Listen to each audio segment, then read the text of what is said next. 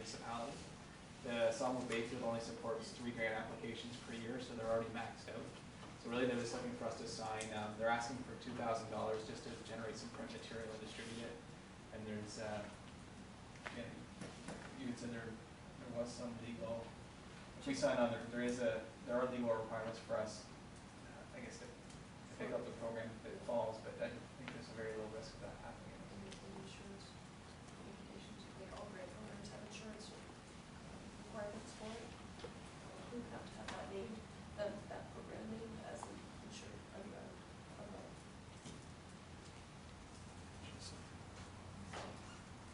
Scott? Who's doing the grant? Are we doing the grant? No, the group's actually doing the grant, and it's due this Friday. So that's why we wanted to raise it today, so they'd have time to. They just found out the ABCA would not be able to support them. Just to clarify, they would use our business number as we are the legal entity as a partner. So the dollars would come through our. Would have to come through us too then. Councillor Russell. I support their initiative.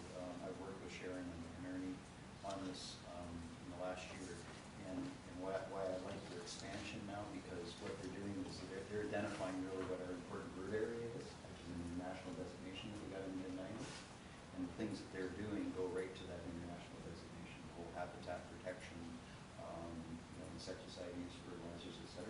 And all you're doing is you're doing it in a voluntary education sense, and I think I personally think this is the way to go. Instead of putting a law down on top of them, we encourage them to go to international people. And after a while, as we found with water conservation, people get it after a while. If you don't get the information to them, they'll never get it. But I think they've been very proactive, I know, within their own community, but I'm glad that they want to expand it, because I think it goes back to the point that Councillor Ullman made back with Greg Mites a long time ago, that it wasn't a Port Franks initiative. It was similar with the trail committee. It wasn't a Port Franks initiative. Because things have to have a genesis point at some point, and when that genesis point comes, we should have enough sense to either encourage them to go larger or support them in the sense of getting education to more people. Are you making a motion? I'll make a motion to support. I'll second. Councillor Lawrence? Councillor Day? Yes, I think there's value in educating residents about species at risk, of course, but as I understand their plans to renaturalize ground cover, I heard that their plan is to encourage all the residents to take half their lots and let it go to the wild, basically. And from another source, I'd heard that actually that increases our risk of fire and fire spreading if there's a significant amount of wild grasses and dead grasses that are not groomed or maintained. So I don't know what our insurance implications are for the area if we take that approach and encourage that direction, and also whether it's going to impact our tourism if we have this overgrown look that half of everyone's lots are encouraged to go back to the wild. So I have some reservations about that. I encourage education about species at risk, but I think that we have to think this through if this is really what we want to move forward. No, but I've talked with Sharon about it specifically. I think you have to go with the proposal. It says encourage the renaturalization of ground cover with native plants. So that's the objective there, according to speaking with them. So I have some reservation. I mean, I want to encourage them to get the $25,000 for education. Absolutely, that's great. But pushing for renaturalization of African lots has other implications. So that's a person's private decision whether they want to populate their lot with trees. We don't have lawns on our lot. We're pretty much natural. But are we funding that? It is showing that the municipality is pushing this because we're funding it in partnering with them on it, then we have to take ownership of it. Yes. The last line is not require additional funding from the municipality or use of municipal personnel or equipment. If you're saying that we would go through us, we have to put them under our. As part of the grant application process, it is stated in there that the insurance has to cover this specific program that those funds are going towards. So if it's just a set time frame, the education material, that's all it is. Stipulated or set in there. So it's quite minimal what we are doing. Councillor Russell? I understand Deputy Mayor's concerns in terms of, saying that to people, but I'd just like to say that if you look at the original OPs for this municipality, through the area they're describing, as well as the new one, the draft that we haven't seen for a while, the draft on that one is even stronger when it talks to naturalization. And if I remember correctly, we had a gentleman come in who's only going to build, 2 houses on a lot, that could have had 20 lots, and they negotiated that because that's what the tourists come here for. The tourists actually come here because we're one of probably the biggest oases of naturalization in southwestern Ontario. So the manicured look, I fought forest fire when I worked in South Cots, and to be honest, it's the leaves which fall from the trees which are on manicured lots that burn just as fast. They don't clean up the leaves, so to me that's, they decided to live in a forest, and I think renaturalization is the key to it. It's sort of like Frank Miney's.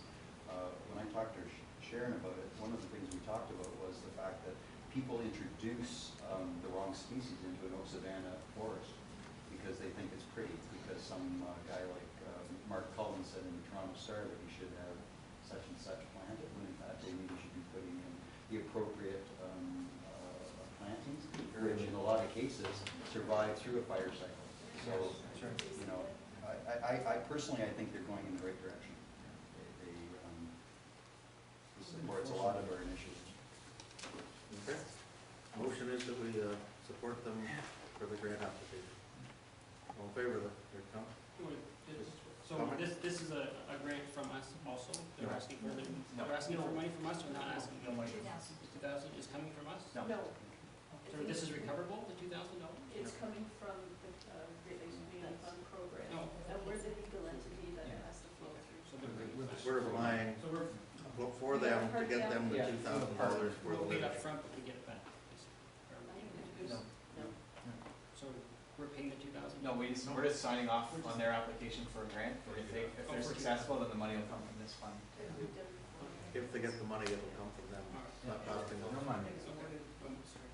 We're back. It is worded that way. Yeah, I mean, we're just gonna flow through and say, it's the same grant application that we're going through with St. Clair Conservation and the South End Green Restoration Project and the Trails Committee. And St. Clair is actually putting the grant in, and we've just signed off as kind of a figurehead for it, so. This seems more in line with what the ABCA would do. Why are they not? They've already maxed out. Oh, they've the maxed out number what that they they're are. going. Okay, We're helping us with the Great Lakes. okay. All in favor of that? Carried. I have one more thing, I do apologize. Emergent? Hmm? Is it emergent? No, this is council report. Oh, Councilor. Yeah. Met the other day with Sean Young, he works for CH2 and Hill, and they come up with a proposal after Tony Ducks Unlimited, looking at the two mothballed lagoons in the forest sewage system. They haven't had any water going there for 12 years, it's just rainwater. And they want to create a wetland, which will give us 27 acres of wetland for our species, the slow chickens, whatever you call them, the tundra swans and their geese and the ducks and all that stuff. And they are looking at to lower the level down to 1 foot. We've got 3 levels, it's a 6 foot, a 3 foot, and 1 foot. It's been at 3 for years because no one's bothered the other ones. Bothered to open it. They want to open that up, let it out, so that over the next couple of years it starts turning back into grass and into a wetland for their all the other species coming in. They have been speaking to Ducks Unlimited, they talked to Sinclair.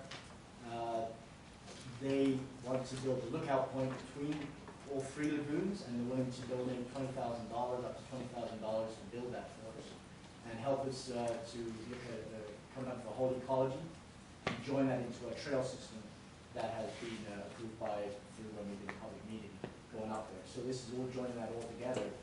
And I don't know if we need a staff report back to say whether or not we can lower it down to 1 foot, or just let them, because him and his boss said, oh, why don't we do it? It is need permission. The third one, which is used for an emergency only, that won't be drained. This one won't be, but these two will, they will never be used. So it's just drain it down to 1 foot and then it can start to go back. They also want to start taking care of their fragmites this year, and they can do that if they can lower the level.